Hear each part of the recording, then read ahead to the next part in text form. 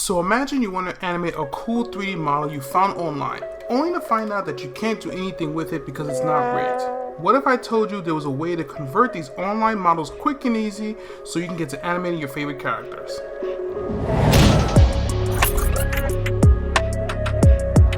First off, we're going to start with Blender. I'm going to download the Fortnite Chun-Li model from DeviantArt. A link to be able to import this type of file into Blender is in the description. It's a little old, but the method still works.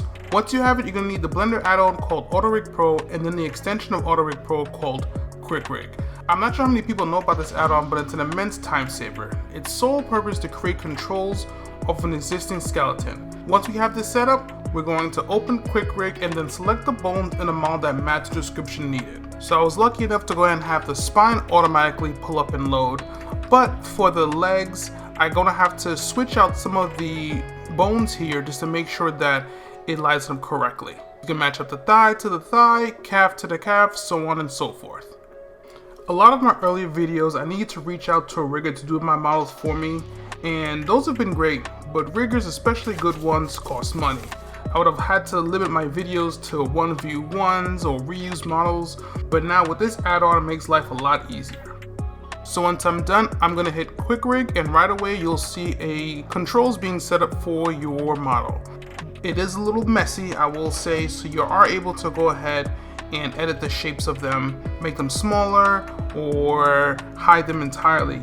If you're not familiar with AutoRig Pro, there are ways you can change the shapes and sizes to customize to your liking. So if you see some controls that are distracting and you don't think that you need them, feel free to hide them because there are a ton. So like this with this hand here, I'm gonna go ahead into the settings, edit the shape, and then go ahead and make it a little bit bigger for me to go ahead and manipulate. So you can do this for each and every bone. The easier the model or the more simple the model, the more easier this is. And there you have it. It's a usable rig for you guys to customize and have fun with for any models you may be able to find online. Now for any of my users, I got you guys as well. In order to convert the models you found online to FBX, I found the easiest way to do it is to follow the Blender way and then export from Blender as an FBX. There may be some of them that come as an FBX if you're lucky, but otherwise this is the way to do so. So for some reason the joint size is so large and distracting, so we're going to change the joint size from this massive size to a lot more small, a lot more manageable. Okay, so to do this in mind, we need the Advanced Skeleton plugin. Link to all the tools that I'm using today are in the description. Luckily for my users, this one is free. So once I open up the Advanced Skeleton, I'm going to go down to Tools. I'm going to select Name Matcher, which is going to be the tool we're going to use to go ahead and make the skeleton. Under Templates, so I'm going to select Unreal under that drop down. And then when we get to Joints, the joint for the Advanced Skeleton should match the joint that's already in your model. If not, it should do a pretty good job, but I'm going to go ahead and pull it in automatically like it did here for me.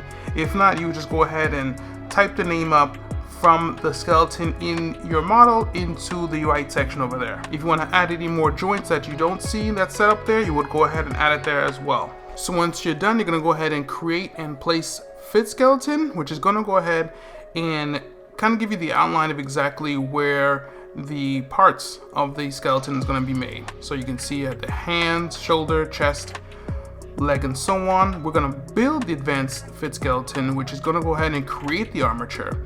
Nothing is selected, nothing's binded yet, but after it's done its path, I'm then going to go ahead and click Constraint to Joints.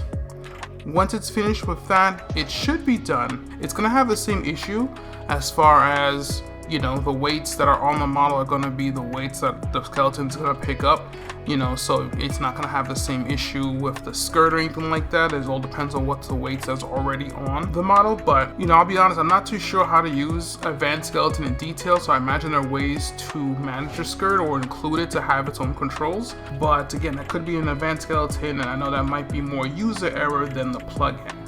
I had some issue trying to add the eye control myself, but I'm not too sure if that, you know, also was part of the plugin or if that's just me not really figuring out. But either way, the rig is functioning. Let me know if you have any questions, suggestions, or want me to go into detail about any specific.